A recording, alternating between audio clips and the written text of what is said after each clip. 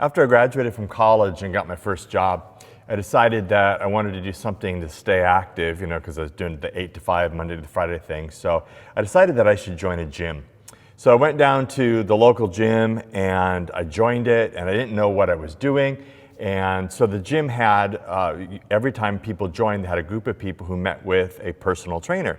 And you did this group thing, and then you got the personal trainer for a couple of weeks after that. And I didn't know what I was doing, so I was really glad to be with this group of people. It was about 4 of us and the trainer. And I remember it really well, even though it's been years ago.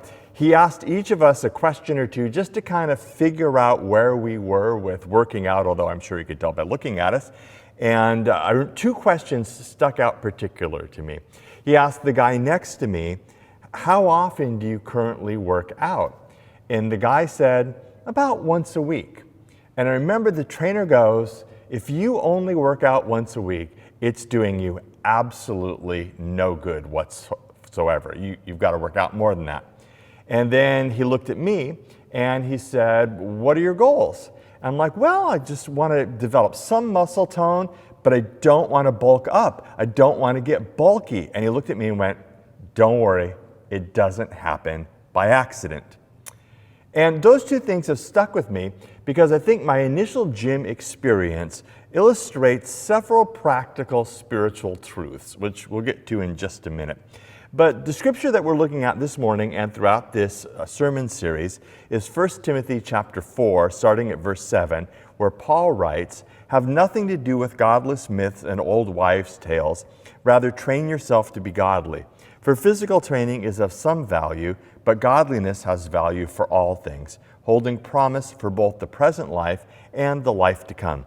This is a trustworthy saying that deserves full acceptance."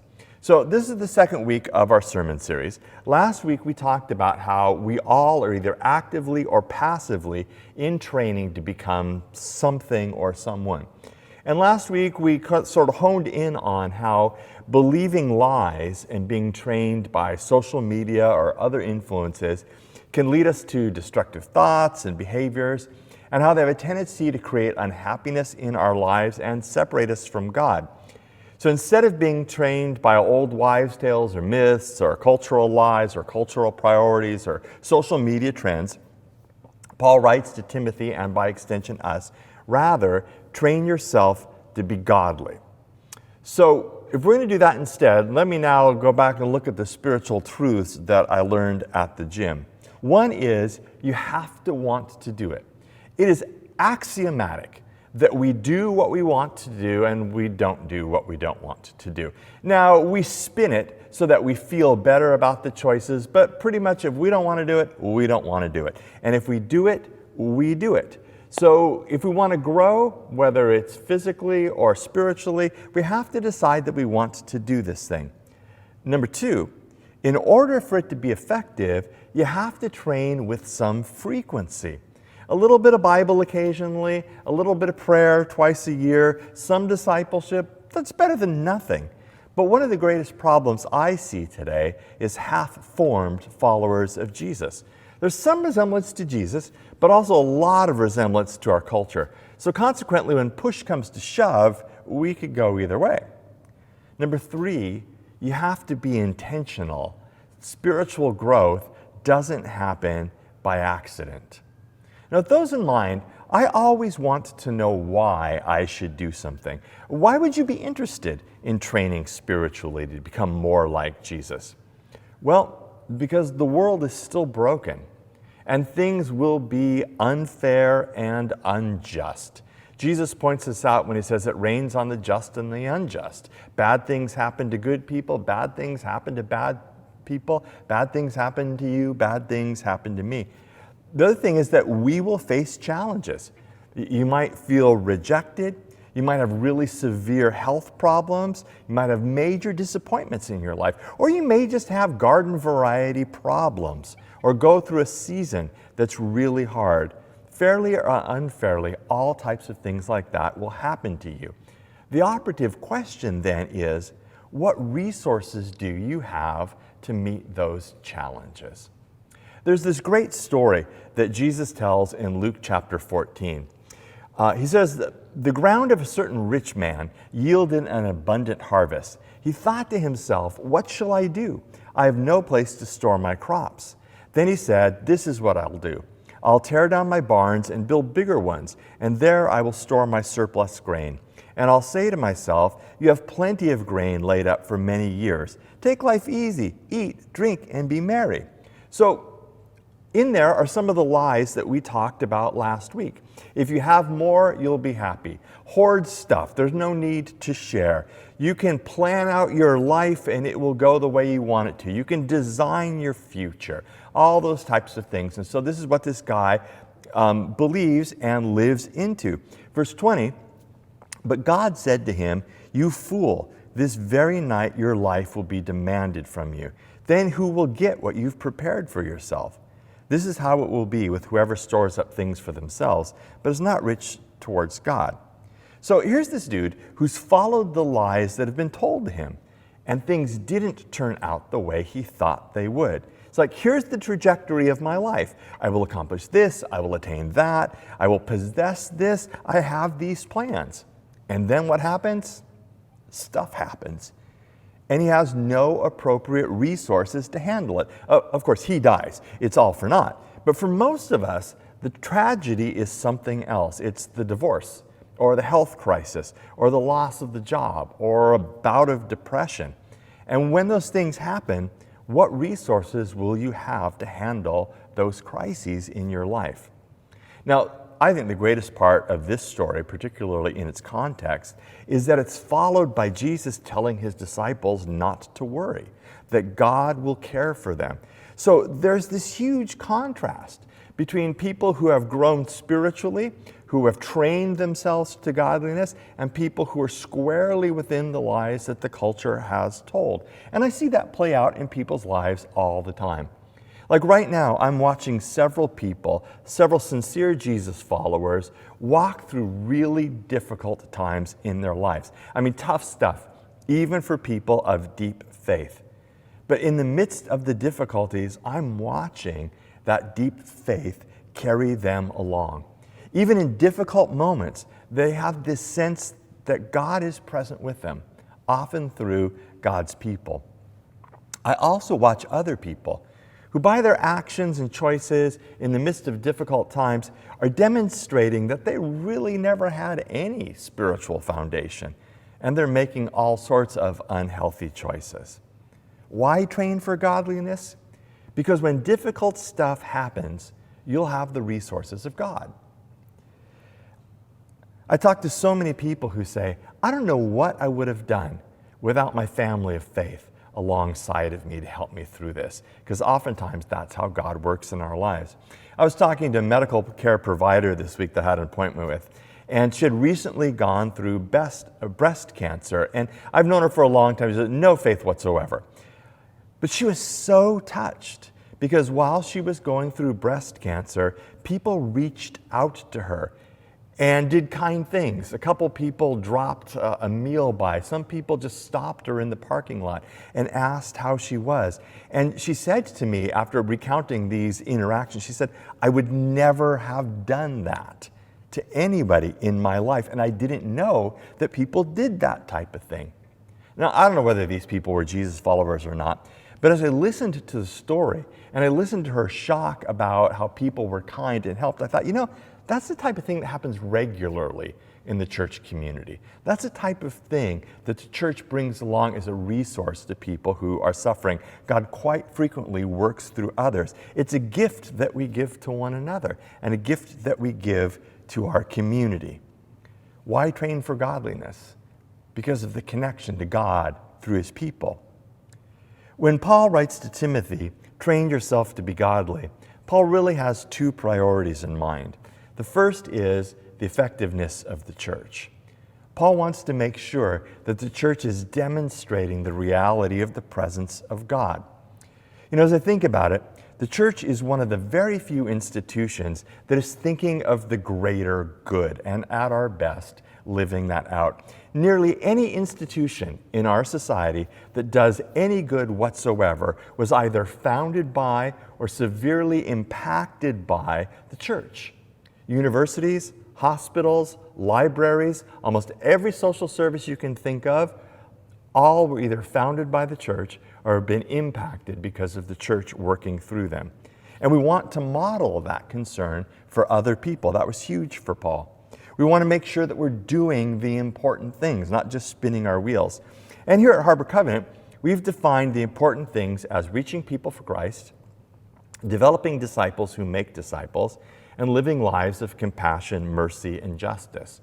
And those three things provide a filter for us. There are a lot of things that other churches spend time on that we don't, because they don't help us achieve the purposes we believe God has called us to. So we have to continue to be intentional about doing the most important things, because otherwise we will stop doing the most important things.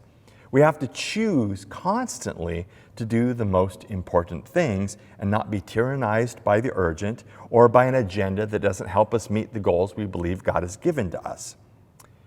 Now, for instance, a church has to be organized to function, but every dying church I know spends more time organizing itself than it does on mission. We organize ourselves, but we spend far more time accomplishing mission because we think that's more important. But in order to keep the important things important, in order to keep the main thing, we frequently have to evaluate. Are we accomplishing what we need to be accomplishing for the kingdom? And that's really hard to measure sometimes. Here's a way that might be helpful to wrap our minds around this. If one of your friends were to ask, "What's your church busy with these days?" Maybe you'd be able to say, "Well, we've been baptizing some people. We've got some small groups working on discipleship. We're serving in the community. We're doing a Bible study that gives us tools on outreach," which is all things that Harbor Covenant is doing. Or maybe you'd need to say, "Well, we've been meeting for 6 months to pick out the color for the carpeting." Which one would you rather say? Which one do you think most churches are doing? Paul's concerned for the effectiveness of the church, because unless we continually choose to do the most important things, we won't. Paul's also concerned with discipleship. That's individual people becoming more and more like Jesus. So what does it take to train yourself to be more like Jesus? Well, for the first disciples, it was relatively easy. They literally just followed Jesus around and watched what he did. They saw how he treated people. They saw his perspective on life. They saw what was important to him. They saw his relationship with God. And I love some of the gospel stories in this period where his disciples are figuring stuff out.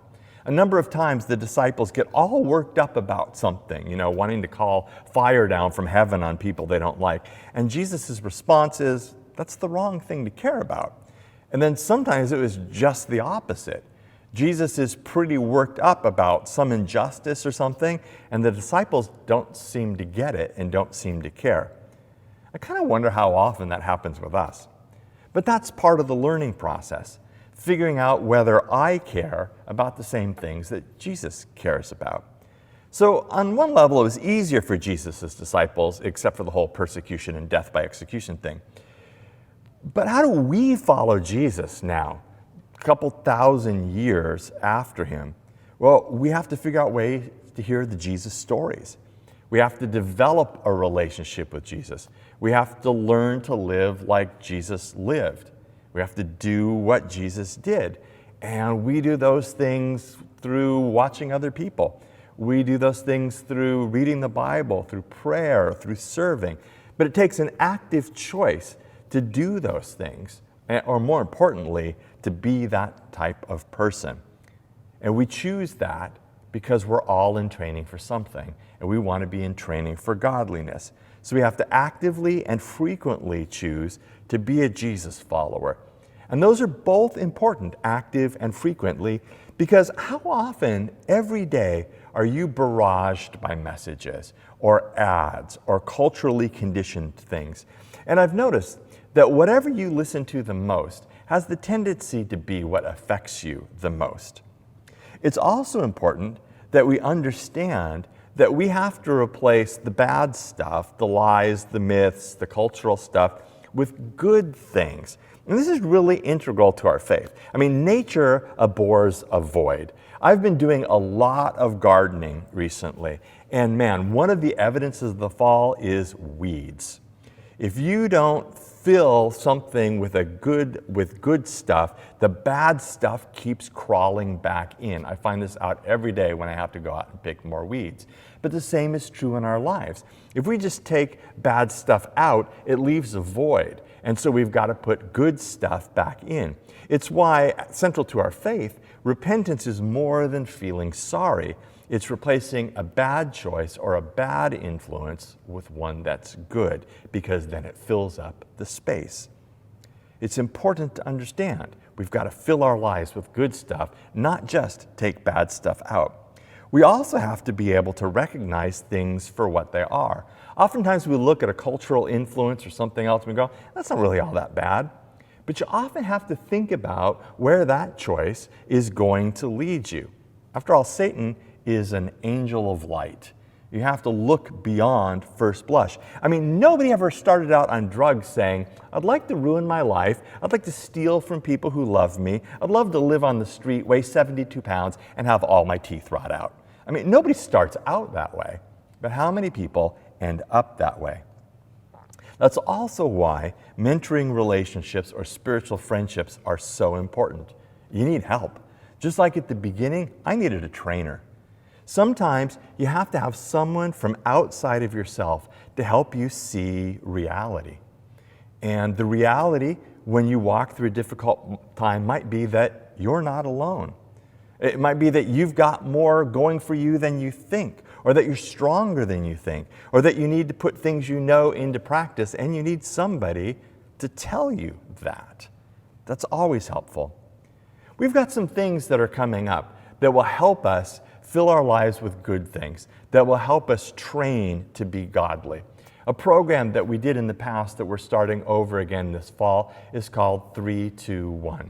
The idea is that we have 3 people in our lives that probably don't know Jesus, that we just love and care for in Jesus' name, with the hope that we might be able to serve them and maybe have a spiritual conversation someday.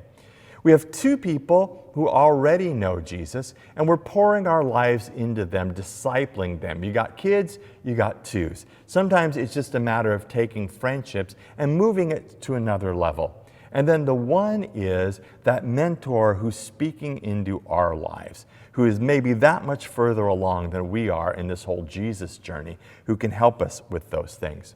We'll also be starting some new small groups that will be doing a rooted curriculum, which will help us to dive deep in the fundamentals of our Christian faith and help us to train from a very basic level. So for some of us, it will be brand new. For others of us, it will be a great refresher, but from a very basic level of what it looks like to follow Jesus. We've already got a bunch of serving opportunities that are coming up. Serving's important because it gets us outside of ourselves. Serving's important because Jesus talks a lot about being behind people who are needy. And oftentimes when we're serving and we get out of our stuff, it gives us a different perspective and we meet Jesus as we care for and we love other people. And currently, we've got a new outreach and evangelism Bible study that's online, 4 weeks long, that you can pick up each week. And we will be doing these things as ways for all of us to train to be godly, as ways that we can not only put off bad influences on our life, but fill our lives with good things instead. And I just wonder how much different the story of the man with bigger barns would have been if he had trained for godliness instead of following the lies of his culture. And I wonder, in the next month, 6 months, year, how all of our lives will be different when we train for godliness. So let me ask you 3 questions. Number 1, what are you actively or passively training to become? Number 2, in what area of your life are you just building bigger barns? And number 3, what are some spiritual fitness goals that you can set for yourself this summer?